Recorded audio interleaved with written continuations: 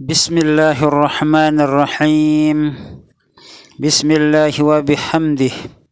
Assalamualaikum warahmatullahi wabarakatuh. Alhamdulillahi rabbil alamin. Wassalatu wassalamu ala ashrafil anbiya'i wal mursalin Sayyidina Muhammadin wa ala alihi wa sahbihi ajma'in. Rabbi israh li sadri wa yassir li amri wahlul 'uqdatam min lisani yafqahu qawli. Amma ba'du. Puji syukur kehadirat Allah Subhanahu wa taala yang telah memberikan kita berbagai macam nikmat.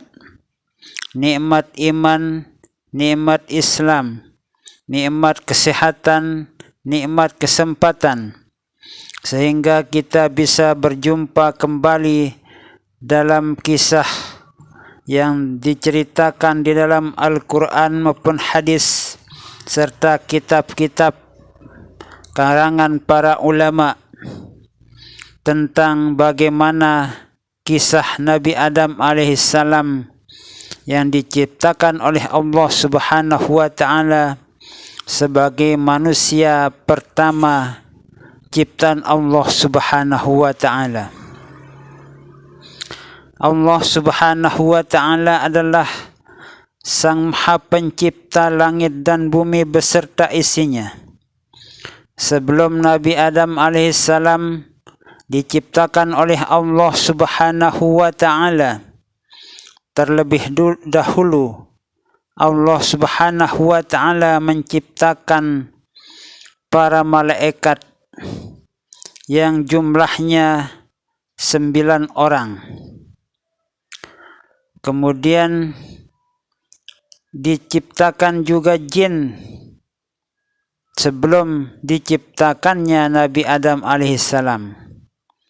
Namun malaikat itu diciptakan berbeda dengan penciptaan jin dan manusia. Penciptaan malaikat itu adalah diciptakan dari cahaya, sedangkan jin itu diciptakan dari api yang sangat halus. Setelah para malaikat diciptakan di dunia ini, para malaikat itu selalu beribadah kepada Allah Subhanahu wa taala tanpa henti-hentinya, selalu memuji kebesaran keagungan Allah Subhanahu wa taala.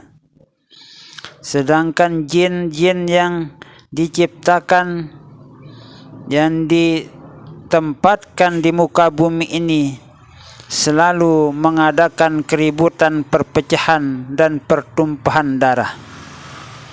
Lalu kemudian Allah Subhanahu wa taala mengusir para jin-jin tersebut, sehingga para jin itu banyak yang lari ke gunung-gunung, ke lautan, dan bahkan ke hutan-hutan.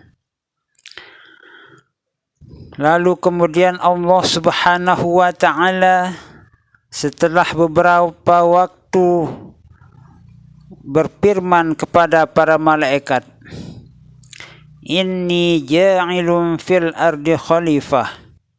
Sesungguhnya aku akan menciptakan seorang khalifah, pemimpin di atas bumi ini.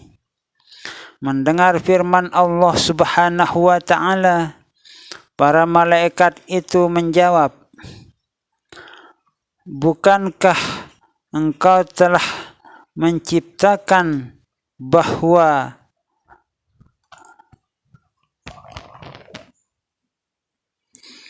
atau dalam firman Allah Subhanahu wa taala di dalam Al-Quran, para malaikat itu menjawab, Qalu ataj'alu fiha may yufsidu fiha wa yasfikud dima.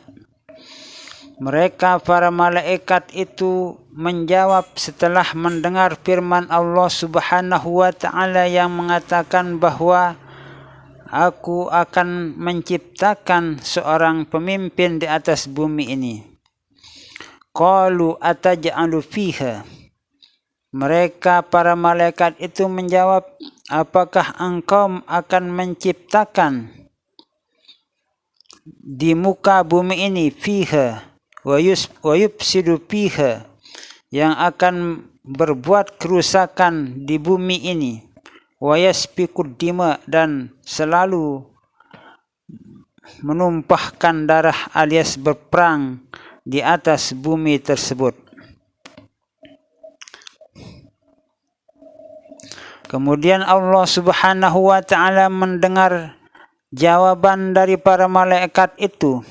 Allah Subhanahu wa ta'ala menjawab para malaikat itu dengan firman-Nya, Inni a'lamu ma la ta'lamun. Sesungguhnya aku maha mengetahui apa yang tidak kamu ketahui semua. Lalu kemudian Allah Subhanahu wa ta'ala menugaskan 4 orang malaikat yang disebut dengan Raja Malaikat.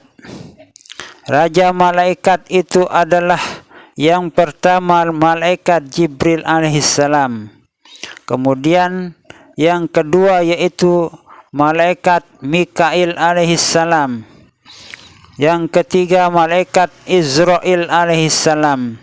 Dan yang keempat adalah Malaikat Israfil alaihissalam.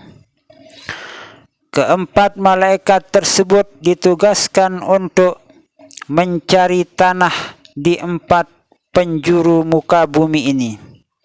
Lalu setelah tanah-tanah tersebut terkumpul, disatukan menjadi satu tempat dan satu tumpukan. Di saat itulah setelah disatukan tanah-tanah dari 4 penjuru tersebut, maka diciptakanlah Nabi Adam alaihissalam tersebut dari tanah yang sudah dikumpulkan oleh 4 raja malaikat tersebut. Kemudian menjadilah patung Nabi Adam yang belum dimasukkan ruh ke dalam jasad Nabi Adam alaihissalam tersebut. Setelah Allah Subhanahu wa ta'ala menciptakan ruh kepada Nabi Adam alaihissalam, maka mulailah tubuh Nabi Adam alaihissalam itu bergerak seperti manusia biasa yang sudah diciptakan dengan sempurna oleh Allah Subhanahu wa ta'ala, dengan memiliki kelebihan-kelebihan berupa diberikan nafsu, akal, dan ilmu pengetahuan. Kemudian para malaikat tersebut dikumpulkan oleh Allah Subhanahu wa ta'ala untuk menguji kemampuan Nabi Adam alaihissalam dengan kemampuan yang dimiliki oleh para malaikat.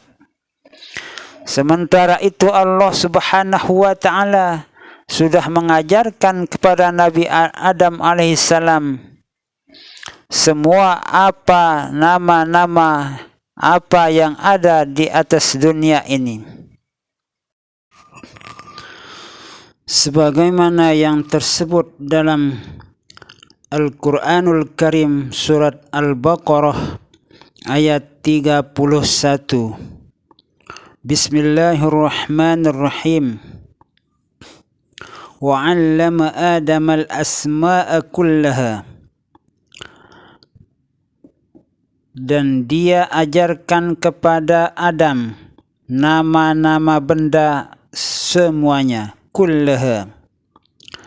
Thumma aradahum 'alal malaikati faqala anbi'uni bi asma'i haula'i in kuntum shadiqin. Kemudian dia perlihatkan kepada para malaikat seraya berfirman, sebutkan kepadaku nama-nama benda ini jika kamu yang benar. Lalu setelah Allah Subhanahu wa ta'ala menyuruh para malaikat tersebut untuk menyebut nama-nama benda itu, para malaikat itu menjawab. Dalam Al-Quranul Karim disebutkan, qalu, mereka para malaikat itu menjawab, subhanaka la ilma lana illa ma 'allamtana innaka antal alimul hakim. Maha suci Engkau, ya Allah, tidak ada yang kami ketahui selain apa yang telah Engkau ajarkan kepada kami. Sungguh Engkaulah yang maha mengetahui lagi maha bijaksana. Terima kasih. Semoga cerita tentang perjalanan hidup para malaikat dan Nabi Adam alaihissalam menjadi ilmu yang bermanfaat bagi kita semua,